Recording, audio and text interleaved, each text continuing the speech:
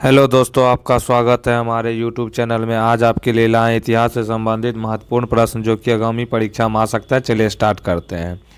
पहला प्रश्न है, एक खुली प्रतियोगात्मक के माध्यम से इंडियन सिविल सर्विस में भारतीयों के लिए प्रवेश को किसने संभव बनाया? तो एक खुली प्रतियोगात्मक के माध्यम से इंडियन सिविल सर्विस यानी ICS में जो है भारतीयों के लिए प्रवेश को किसने संभव बनाया? तो लॉर्ड डलहौजी के द्वारा जो है यह संभव बनाया गया है। नेक्स्ट क्वेश्चन है, इंग्लैंड के हाउस ऑफ कॉमन्स द्वारा भारत के किस गवर्नर जनरल पर महाभियोग चलाया गया था? तो इंग्लैंड के हाउस ऑफ कॉमन्स द्वारा भारत के वारेन हेस्टिंग्स यानी भारत के गवर्नर जनरल वारेन हेस्टिंग्स पर जो है महाभियोग चलाया गया था। नेक्स्ट है, डॉक्ट्रिन ऑफ लैप्स किसने आरंभ किया था? तो डॉक्ट्रिन ऑफ लैप्स जो है इसको हिंदी में जो है व्यपगत क्या बोलते हैं? व्यपगत बोलते हैं। डॉक्ट्रिन ऑफ लैप्स व्यपगत का सिद्धांत क्या बोलते हैं? तो व्यपगत का सिद्धांत जो है किसके द्वारा शुरू किया गया था? तो लॉर्ड डलहौजी के द्वारा जो है शुरू किया गया था। नेक्स्ट क्वेश्चन है, ईस्ट इंडिया कंपनी का अंतिम गवर्नर जनरल और क्राउन के अधीन पहला वायसराय था? तो ईस्ट इंडिया कंपनी का अंतिम गवर्नर जनरल और क्राउन के अधीन पहला वायसराय लॉर्ड कैनिंग था। कौन था? लॉर्ड कैनिंग था। नेक्स्ट है, भारत का अंतिम गवर्नर जनरल कौन था? तो भारत का अंतिम गवर्नर जनरल जो है सी राजगोपालाचारी था। कौन था? सी राजगोपालाचारी था। नेक्स्ट है, भारत का पहला भारतीय गवर्नर जनरल कौन था? तो भारत का पहला भारतीय गवर्नर जनरल सी राजगोपालाचारी था। नेक्स्ट क्वेश्चन आता है, किसको लॉर्ड कर्जन का सबसे उपयोगी और महत्वपूर्ण सुधार माना जा सकता है, विशेषतः अविभाजित पंजाब प्रांत में रहने वाले लोगों के संबंध में? तो यह कृषि सुधार से संबंधित है और कृषि सुधार को जो है महत्वपूर्ण सुधार लॉर्ड कर्जन का माना जा सकता है। नेक्स्ट है, भारतीय विश्वविद्यालय अधिनियम किसने पारित किया था? तो भारतीय विश्वविद्यालय अधिनियम जो है लॉर्ड कर्जन के द्वारा जो है यह पारित किया गया था।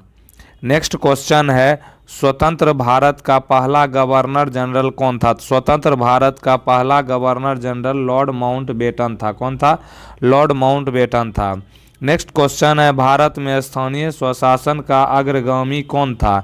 तो भारत में स्थानीय स्वशासन का अग्रगामी जो है यह लॉर्ड रिपन था। कौन था? लॉर्ड रिपन था। नेक्स्ट क्वेश्चन है, भारत में पहली बार सन 1853 में किस स्थान से रेल यात्रा प्रारंभ की गई थी? तो भारत में पहली बार सन 1853 ईस्वी में बम्बई यानी मुंबई से रेल यात्रा जो है प्रारंभ की गई थी और थाने तक तो जो है यह चली थी। नेक्स्ट क्वेश्चन आता है इसमें, भारत में पहली बार 16 अप्रैल 1853 को बोरी बंदर यानी मुंबई से थाने के मध्य रेल यात्रा जो है यह प्रारंभ किया गया था। कहाँ से कहाँ तक? तो बोरी बंदर यानी मुंबई से थाने के बीच चला था 16 अप्रैल 1853 को।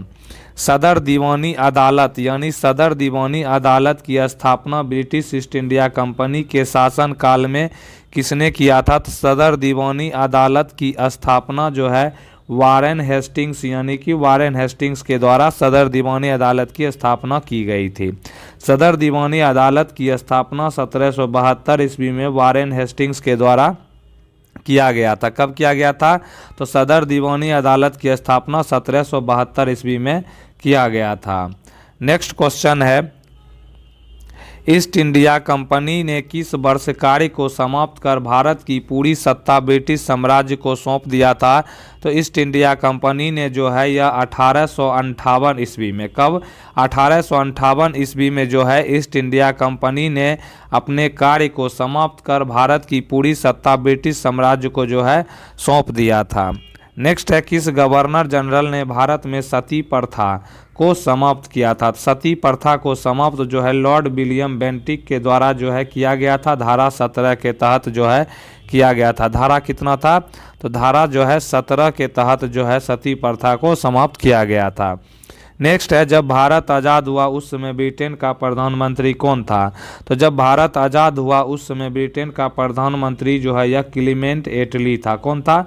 क्लीमेंट एटली था ब्रिटेन का प्रधानमंत्री जब भारत आज़ाद हुआ था। नेक्स्ट क्वेश्चन आता है, कौन सा गवर्नर जनरल अपने को बंगाल टाइगर कहता था? तो वह गवर्नर जनरल जो है लॉर्ड वेलेजली था। लॉर्ड वेलेजली जो है अपने आप को बंगाल टाइगर के नाम से पुकारता था, कहता था। नेक्स्ट है, भारत किसके वायसराय काल में स्वतंत्र हुआ था? तो भारत जो है लॉर्ड माउंटबेटन वायसराय के शासन काल में जो है भारत आज़ाद हुआ था। नेक्स्ट टॉपिक आता है संवैधानिक विकास। संवैधानिक विकास से संबंधित ऑब्जेक्टिव हम लोग यहाँ देखेंगे। पहला है, भारत की संविधान सभा गठित की गई। भारत की संविधान सभा जो है कैबिनेट मिशन योजना के अनुसार जो है यह गठित की गई थी।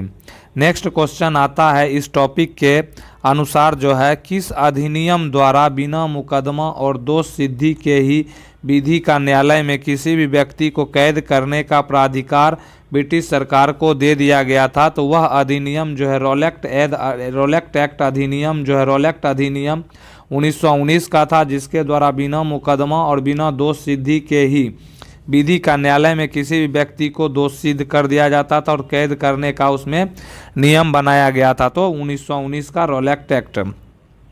नेक्स्ट क्वेश्चन है, भारत की शासन व्यवस्था में पहली बार प्रतिनिधि एवं लोकप्रिय तत्व को समाविष्टि करने का प्रयास किस अधिनियम के माध्यम से किया गया था? तो वह अधिनियम जो है 1892 के भारत शासित अधिनियम भारत परिषद अधिनियम के तहत भारत की शासन व्यवस्था में पहली बार प्रतिनिधि एवं लोकप्रिय तत्व को समाविष्ट यानी कि शामिल करने का प्रयास किया गया था भारत शासन अधिनियम 1892 के तहत। नेक्स्ट क्वेश्चन आता है 1909 ईस्वी के मार्ले मिंटो यानी मार्ले मिंटो सुधार विख्यात किस लिए है? तो 1909 ईस्वी के मार्ले मिंटो जो है ये पृथक निर्वाचक मंडल से संबंधित है। किससे संबंधित है? तो 1909 का अधिनियम जो है पृथक निर्वाचक मंडल, जिसको कि मार्ले मिंटो अधिनियम कहा जाता है। नेक्स्ट क्वेश्चन आता है, भारतीय परिषद अधिनियम 1909 का सर्वग्राह यानी पॉपुलर किस नाम से है?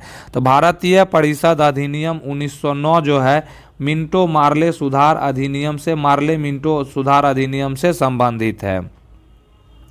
नेक्स्ट क्वेश्चन आता है, कलकत्ता में उच्चतम न्यायालय की स्थापना किसके द्वारा की गई थी? तो कलकत्ता में उच्चतम न्यायालय की स्थापना जो है 1773 का विनियामक अधिनियम 1773 का रेगुलेटिंग एक्ट के तहत जो है कलकत्ता में उच्चतम न्यायालय की स्थापना की गई थी।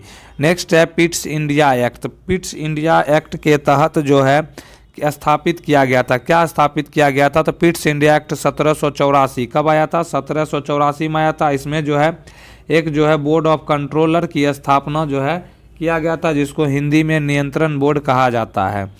इसमें जो है पिट्स इंडिया एक्ट 1784 द्वारा इंग्लैंड में सरकार के अधीन एक नियंत्रण बोर्ड की स्थापना की गई, जिसका अर्थ कार्य डायरेक्टर की नीतियों को नियंत्रित करना था। क्या करना था?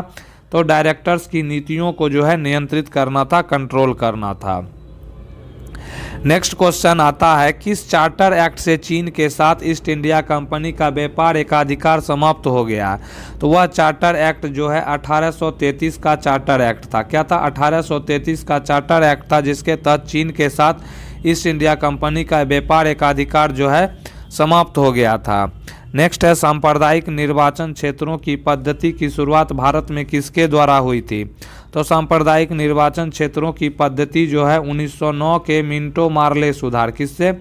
मिंटो मार्ले सुधार अधिनियम से सांप्रदायिक निर्वाचन क्षेत्र की पद्धति की शुरुआत हुई थी। नेक्स्ट है, भारत में प्रांतीय स्वायत्ता किसका? तो प्रांतीय स्वायत्ता की शुरुआत की गई थी। तो भारत में प्रांतीय स्वायत्ता की शुरुआत भारत सरकार अधिनियम 1935 के द्वारा जो है यह शुरू किया गया था। नेक्स्ट क्वेश्चन आता है, इसमें 1919 के अधिनियम में द्विशासन धारणा को जिस व्यक्ति ने परिचित किया था उसको क्या कहा जाता है? उसको क्या बोलते हैं? कौन किया था? तो 1919 के अधिनियम में द्विशासन यानी द्वैध शासन। क्या? तो द्वैध शासन प्रणाली जो है 1919 के अधिनियम में आया था। जिस व्यक्ति ने परिचित कराया था तो वो कौन था? तो मॉन्टेग्यू था। कौन था? मॉन्टेग्यू जो है द्वैध शासन व्यवस्था को परिचित कराया था 1919 के अधिनियम में। नेक्स्ट क्वेश्चन है, द्वैध शासन किस एक्ट द्वारा लागू किया गया था? द्वैध शासन जो है 1919 के गवर्नमेंट ऑफ इंडिया एक्ट यानी भारत सरकार अधिनियम जो है 1919 के तहत द्वैध शासन जो है द्वैध शासन अधिनियम को जो है लागू किया गया था। तो दोस्तों कैसा लगा वीडियो, प्लीज़ इसको जो है लाइक करें, कमेंट करें, शेयर करें। तो नए हैं तो चैनल को प्लीज़ सब्सक्राइब करें और वीडियो देखने के लिए आपका दिल से धन्यवाद।